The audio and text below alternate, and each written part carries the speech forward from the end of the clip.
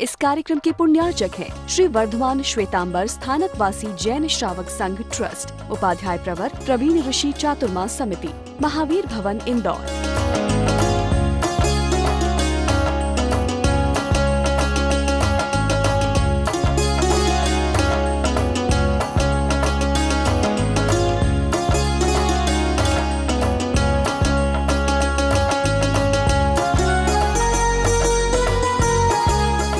पूज्य गुरुदेव के चरणों में कोटिश वंदना।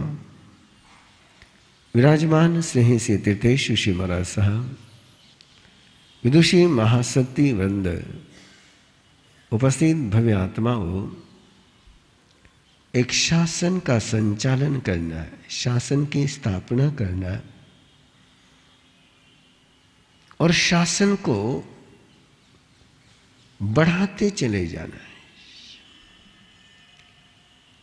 कुछ लोग होते हैं जो किसी संस्था को जन्म दे पाते हैं लेकिन चला नहीं पाते हैं। कुछ लोग होते हैं जो स्थापन भी करते हैं, चलाते भी हैं, लेकिन बढ़ा नहीं पाते हैं। और कुछ लोग होते हैं जो स्थापन भी करते हैं, चलाते भी हैं, बढ़ाते भी हैं और एक ऐसी व्यवस्था बनाते हैं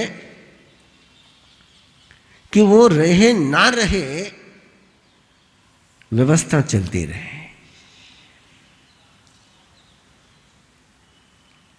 अभी तक हमारा उन्हीं व्यक्तियों से पाला पड़ा हुआ है कि जो अपने जीवन में काम करते हैं लेकिन उनके जाने के बाद उनके सारे कार्यक्रम ठिकाने लग जाते हैं। उनके जाने की भी जरूरत कई बार होती नहीं, उनके रहते रहते ही उनका संगठन, उनकी व्यवस्थाएं बिखरने लग जाती हैं। महात्मा गांधी के रहते रहते ही कांग्रेस का कैरेक्टर करप्ट हो गया।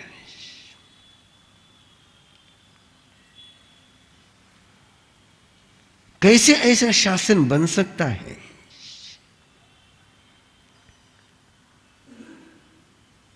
कि स्थापक रहे नहीं, संचालक रहे नहीं और फिर भी शासन सही तरीके से चलता रहे। मैं आमंत्रण देता हूं थोड़ा सा चिंतन करने के लिए। 2550 साल से अधिक समय बीत गया है और 2550 साल के बाद भी संघ चल रहा है। 21,000 साल तक चलता ही रहेगा। क्या कारण होगा? कैसी व्यवस्था बनी होगी? उस व्यवस्थाओं पर हम बात कर रहे हैं। व्यवस्था कैसी बनानी चाहिए? क्यों कहा जाता है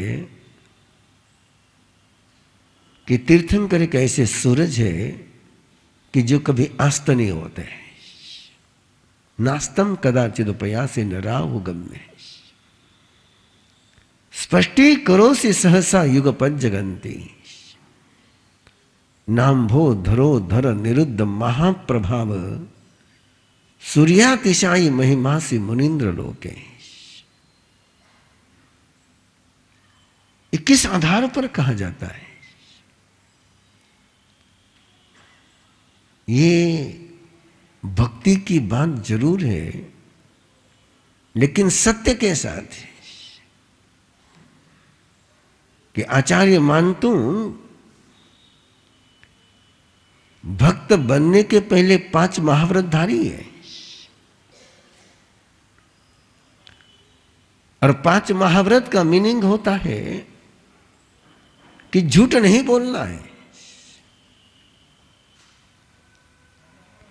भक्ति करते हुए भी असत्य नहीं बोलना है। कवि कुलभूषण पूज्य पासी तिलोक ऋषि जी महाराज साहब, जिनकी जन्मभूमि मालवा है, रतलाम है, वो जो सुराना वंश के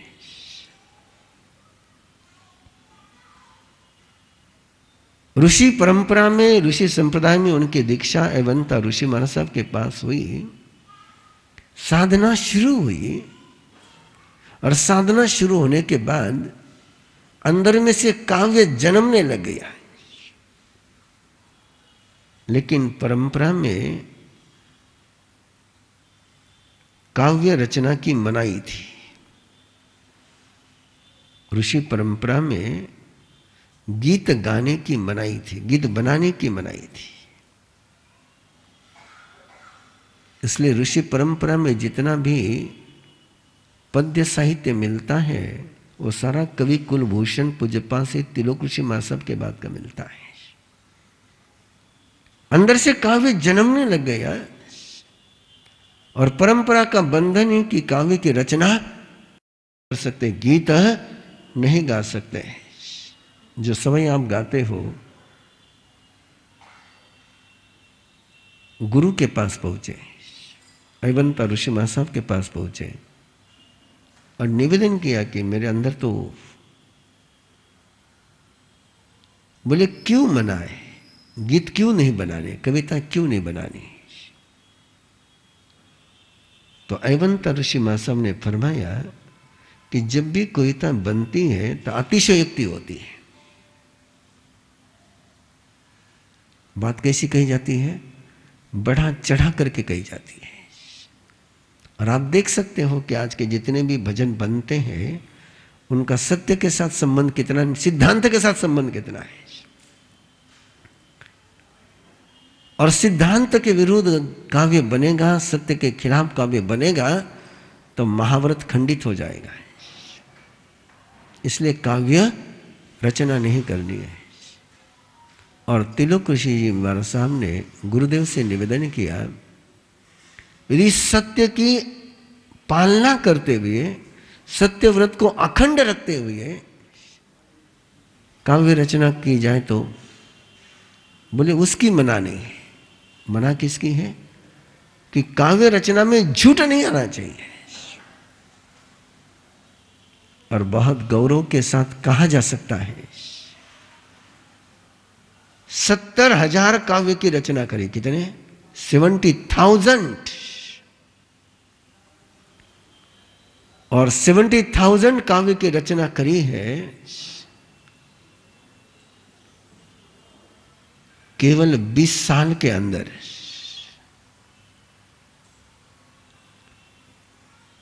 लेकिन किसी भी काव्य में सिद्धांत का विरोध नहीं मिल सकता है। 70,000 काव्य में एक शब्द ऐसा नहीं कि जहां सिद्धांत के खिलाफ जाए बात। और आचार्य मानतुंग तो उससे पहले के, उस समय तो साधना और गहरी। और वो यदि तीर्थंकर को नास्तम कहते हैं, सूर्य जिनका अस्त नहीं होता है, जिनका उजाला बना ही रहता है। आप लोगस्य बोलते हो और लोगस्य की रचना तो गंधर्वों की है। लोगस्य उज्जय करे धम्म तीर्थ यरे जिन्हें अरिहंते किते सम 24 संपी केवली। लोक में उजाला करने वाले कहा गया, लोक में प्रकाश करने वाले कहा गया। धर्म में अनर्थ होता था, धर्म में अनर्थ होता था, उस धर्म में तीर्थ निर्माण करा है। संसार में तो अनर्थ नेचुरल है, अनर्थ के बिना संसार होता ही नहीं है। व्यर्थ और अनर्थ के बिना संसार चलता ही नहीं है। लेकिन धर्म में भी अनर्थ हो रहा था, आज भी हो रहा है, आज भी हो रहा है। इसलिए शब्द क्या आपके लोगों में? धम्म तीर्थ यरे जिने, जो धर्म को तीर्थम बनाया है, जिस समय धर्म अनर्थ बना हुआ है, और धर्म जब अनर्थ बन जाता है तो अफगानिस्तान का जन्म हो जाता है। किसके नाम पर चल रहा है सारा? धर्म के नाम पर। मनुष्य के इतिहास में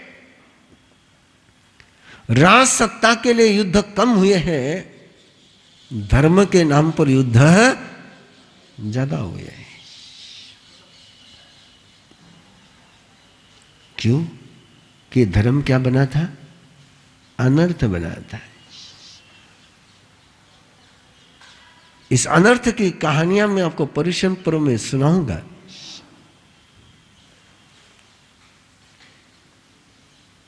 लेकिन गौरव से कह सकते हो,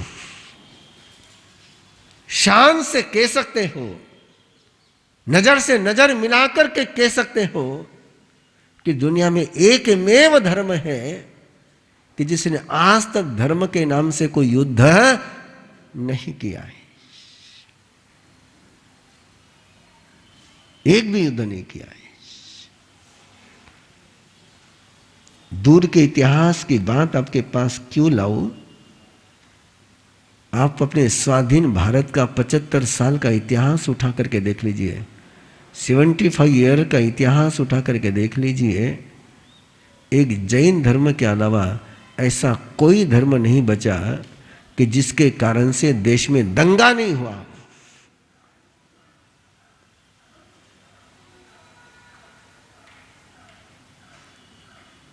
एक भी धर्म ऐसा नहीं बचा हुआ है।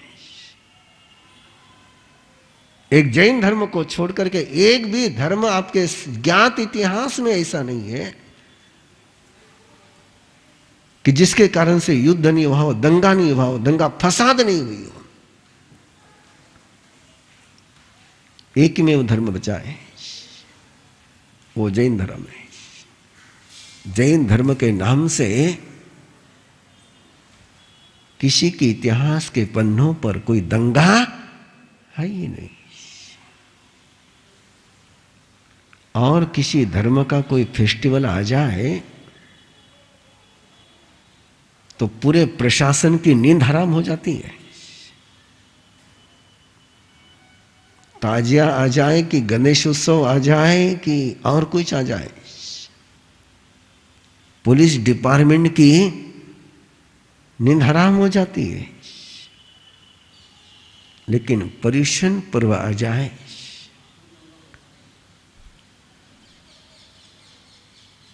कोई प्रशासन पर लोड आता ही नहीं है।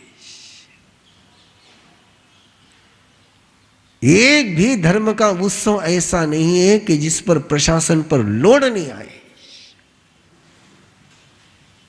बढ़ते चले जाओ आगे। आज किसी भी धर्म का उत्सव आएगा तो प्रदूषण पक्का होगा। पानी का होगा, हवा का होगा, वस्तु का होगा, ध्वनि का होगा। पोल्यूशन ही पोल्यूशन है। चाहे तुम्हारी नवरात्रि आ जाए कि गणेश उत्सव आ जाए, लेकिन एक जैन धर्म का त्योहार है कि नो पोल्यूशन।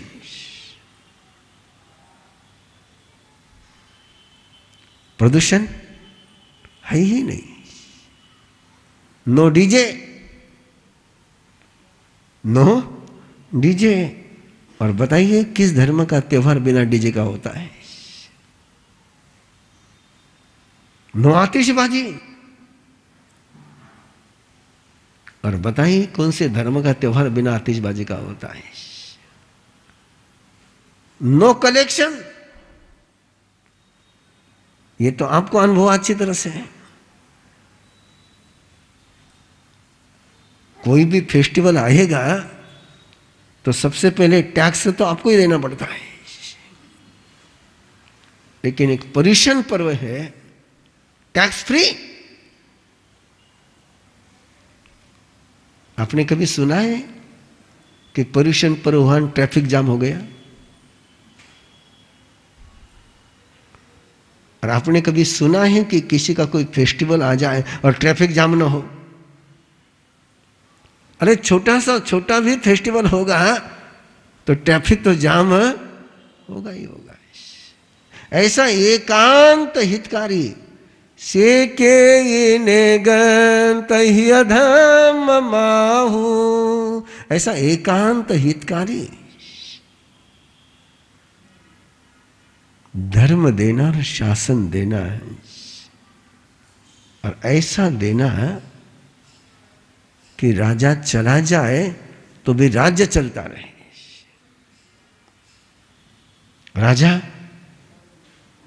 राज्य यहां तो राजा के रहते रहते राज्य निकल जाता है।